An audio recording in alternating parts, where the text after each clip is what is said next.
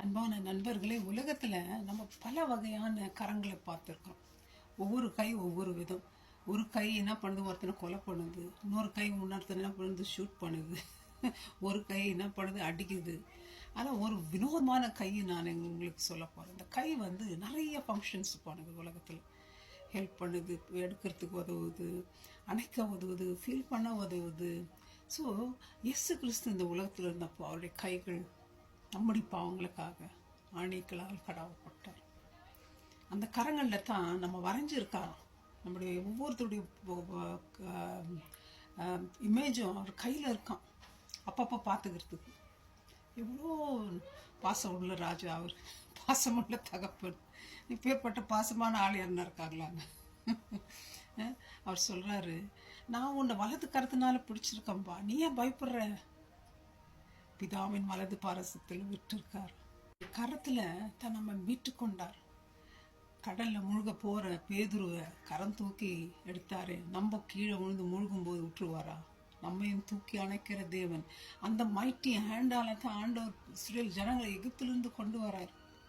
அது மாத்திரம் இல்லைங்க, அந்த கரங்களினால தான் அநேக அற்புதங்களை செஞ்சார். தொட்டு சுகமாக்கினார் குஷ்டரோகி. செத்து போன பாடை தொட்டார், உயிர் பெற்றான். அந்த நாயனும் விதவையின் மகன். நிறைய அற்புதங்கள். கண் பார்வை இல்லாதவங்களுக்கு சுகம், காது கேட்காதவங்களுக்கு சுகம். யோவான் 10ஆம் அதிகாரத்தில் ஆண்டவர் சொல்கிறாரு, இப்போ நம்ம மொபைல் ஃபோனெல்லாம் வெளியே பார்த்துட்டு போனால் திக்குன்னு வந்து பறிச்சுன்னு போயிடுறாங்க. ஆனால் ஆண்டவர் சொல்கிறது கவனிங்க. யோவான் 10:28, நான் அவைகளுக்கு நித்திய ஜீவனை கொடுக்கிறேன், அவைகள் ஒரு காலமும் கெட்டு போவதில்லை, ஒருவனும் அவைகளை என் கையிலிருந்து பறித்து கொள்வதும் இல்லை. இப்படி நம்மளை செக்யூர் பண்ணி வச்சிருக்கிற தேவன் உலகத்தில் அவ்வளோ பெரிய தேவன். அவர் பெரியவர். அவ்வளோ ஒரு ப்ரொடெக்ஷன் கொடுத்து நம்மளுக்கு காத்து வச்சிருக்கார். நம்மக்கிட்ட சுத்தமான கரங்கள் இருக்குங்களாங்க. எத்தனை பேர் இதில் லஞ்சம் வாங்குறாங்க, எத்தனை பேர் இதில் அடிக்கிறாங்க, கொலை பண்ணுறாங்க, திருடுறாங்க இந்த கைகளினால். எத்தனை பேர் பொய்யா டாக்குமெண்ட் எழுதுறாங்க இந்த கையினால். சங்கீதம் 37:24, அவன் விழுந்தாலும் தள்ளுண்டு போவதில்லை, கத்தம் தமது கையினால் தாங்குவார். நம்ம விழுந்தாலும் ஆண்டவர் என்ன பண்ணுறாராம், ஓடி போய் நம்மளுக்கு தாங்குகிற தேவன். நீங்கள் விழுந்துட்டீங்க, விழுறீங்கன்னு பயப்படுறீங்களா? பயப்படாதீங்க, ஏசப்பா உங்களை தாங்கிட்டு இருக்க. நம்பிக்கையோடு இருங்க.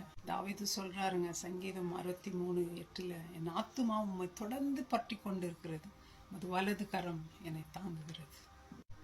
ஐசையா 51 சொல்கிறாரு, என் கரம் குறுக்கி போகலை, செயலிருந்து போகலை, பலம் இல்லாமல் இல்லை, பவர்ஃபுல்லாகுது. 1000 வாட்ஸ் பல்ப் மாதிரி அவ்வளோ பவர் அவர் கரத்தில். நம்மளை விடுவிக்க முடியும், நம்மளை தூக்கின்னு போக முடியும், நமக்காக எல்லாவற்றையும் செய்ய முடியும் ஆண்டவருடைய கரத்தில். நம்ம ஒன்றும் பண்ணுறோமோ இல்லையோ, நம்மளை தூக்கிக்கிட்டு நம்மளுடைய எனிமி முன்னாடி நமக்கு விக்டரியை கொடுக்குற ஆண்டவருடைய கரங்கள் எப்பொழுதும் நம்மளோடு இருக்கும். அந்த கரங்கள் இன்னைக்கு வேணுமா உங்களுக்கு? கஷ்டப்பட்டு கொண்டுக்கிறீங்களா ஃப்ரெண்ட்ஸ்? வாங்க ஏசப்பா கிட்ட போகலாம். அவருடைய கரமே நம்மை தாங்கும். God bless you, my friends. Thank you. Bye-bye.